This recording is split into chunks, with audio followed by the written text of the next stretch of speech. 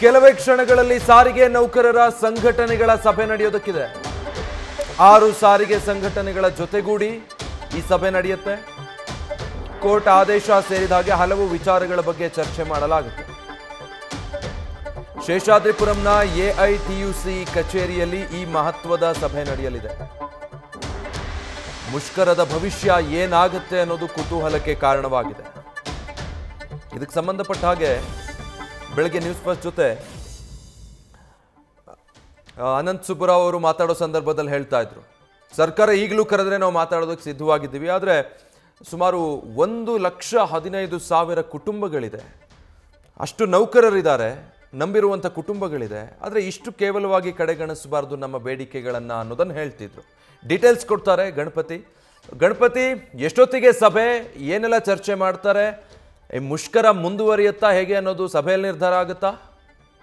ವಿಜಯ್, ಖಂಡಿತ ಇವತ್ತಿನ ಈಗ ಕೆಲವೇ ಕ್ಷಣಗಳಲ್ಲಿ ನಡೆಯುವಂತಹ ಸಭೆಯಲ್ಲಿ ಈ ಅನಿರ್ದಿಷ್ಟಾವಧಿಯ ಮುಷ್ಕರವನ್ನ ಮುಂದುವರಿಸಬೇಕು ಅಥವಾ ಇಲ್ಲಿಗೆ ನಿಲ್ಲಿಸಬೇಕು ಅನ್ನೋ ಒಂದಷ್ಟು ವಿಚಾರಗಳು ಈಗಾಗಲೇ ಇಲ್ಲಿ ಸೇರಿರುವಂತಹ ಒಂದಷ್ಟು ಪದಾಧಿಕಾರಿಗಳು ಚರ್ಚೆಗಳನ್ನ ಮಾಡ್ತಾ ಇದ್ದಾರೆ. ಅಂದ್ರೆ ಮಲ್ಲೇಶ್ವರಂನಲ್ಲಿರುವಂತಹ ಎಐಟಿಯುಸಿ ಕಚೇರಿಯಲ್ಲಿ ಈಗಾಗಲೇ ಒಂದಷ್ಟು ಪದಾಧಿಕಾರಿಗಳು ಚರ್ಚೆ ಮಾಡ್ತಾ ಇದ್ದಾರೆ.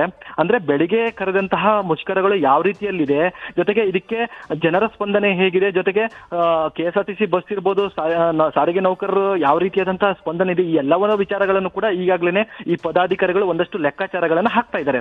ಜೊತೆಗೆ ಪ್ರಮುಖವಾಗಿ ಹೇಳೋದಾದ್ರೆ ಕೋರ್ಟ್ ವಿಚಾರ ಬಹಳಷ್ಟು ಇಂಪಾರ್ಟೆಂಟ್ ಇರೋದ್ರಿಂದ ಅಲ್ಲೂ ಬರುವಂತಹ ಅರ್ಜಿ ವಿಚಾರಣೆಗಳ ಬಳಿಕ ತೀರ್ಮಾನವನ್ನ ತೆಗೆದುಕೊಳ್ಬೇಕು. ಈಗಾಗಲೇ ನಾವು ಏಕಾಏಕಿ ಯಾವುದೇ ತೀರ್ಮಾನ ಮಾಡಿದ್ರು ಕೂಡ ಅದು ಕೋರ್ಟ್ನ ವಿರುದ್ಧವಾಗುತ್ತೆ ಅನ್ನೋದು ಒಂದಷ್ಟು ವಿಚಾರಗಳು ಈಗಾಗಲೇ ಪದಾಧಿಕಾರಿಗಳು ಎತ್ತಿದ್ರೆ, ಈಗಾಗಲೇ ಸುಬ್ರಾವ್ ಅವರು ಅಂದ್ರೆ ಅನಂತ್ ಸುಬ್ರಾವ್ ಅವರ ಒಂದಷ್ಟು ಮಾತಿನ ಮೇಲೂ ಕೂಡ ಒಂದಷ್ಟು ಪದಾಧಿಕಾರಿಗಳು ಹೇಳಿಕೆ ಮೇಲೆ ನಿಬಂಧಗಳ ಮೇಲೆ ಒಂದಷ್ಟು ಚರ್ಚೆಗಳ ಮೇಲೆ ನಿಂತಿರುವಂತ. ಅಂದ್ರೆ ಅವ್ರು ಬಂದು ಏನ್ ಹೇಳ್ತಾರೆ, ಜೊತೆಗೆ ನಾವು ಇಲ್ಲಿ ತೀರ್ಮಾನ ಮಾಡಿದ್ದೇ ಬೇರೆ ಆದ್ರೆ ನಾಳೆ ಅಕಸ್ಮಾತ್ ಸರ್ಕಾರ ನಮ್ಮ ಬೇಡಿಕೆಯನ್ನ ಈಡೇರಿಸುತ್ತಾ ಈ ಅನಿರ್ದಿಷ್ಟಾವಧಿ ಮುಷ್ಕರವನ್ನ ಇಲ್ಲಿಗೆ ನಿಲ್ಲಿಸಿದ್ದೇ ಆದಲ್ಲಿ ಸರ್ಕಾರ ನಮ್ಮ ಜೊತೆ ನಿಲ್ಲುತ್ತಾ ಅನ್ನೋದು ಕೂಡ ಒಂದಷ್ಟು ಭಯ ಕೂಡ ಇದೆ.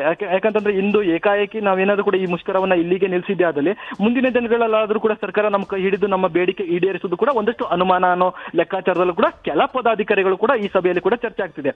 ಹೀಗಾಗಿ ಈ ಸಭೆ ಮುಗಿದ ಬಳಿಕ ಒಂದಷ್ಟು ಸುದ್ದಿಗೋಷ್ಠಿ ಇರುತ್ತೆ.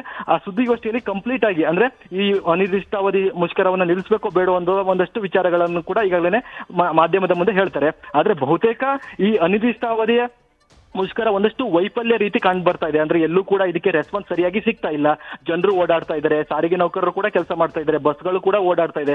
ಈ ನಿಟ್ಟಿನಲ್ಲಿ ಎಲ್ಲೋ ಒಂದ್ ಕಡೆ ಇದು ವಿಫಲವಾಗಿದೆ ಅನ್ನೋ ಲೆಕ್ಕಾಚಾರದಲ್ಲೂ ಕೂಡ ಈಗಾಗಲೇ ಪದಾಧಿಕಾರಿಗಳ ಗಮನಕ್ಕೆ ಬಂದಿದೆ. ಈ ನಿಟ್ಟಿನಲ್ಲಿ ಮುಂದಿನ ತೀರ್ಮಾನ ಹೇಗಿರುತ್ತೆ ಅನ್ನೋದು ಕೂಡ ಅನಂತ್ ಸುಬ್ರಾವ್ ಅವರು ಕೂಡ ಬಂದು ಈ ಒಂದಷ್ಟು ಚರ್ಚೆಗಳನ್ನ ಮಾಡಬೇಕಾಗಿದೆ. Vijay, thank you Ganapati. News First ನಿರ್ಭೀತಿಯಿಂದ ನಿಮ್ಮ ಪರವಾಗಿ.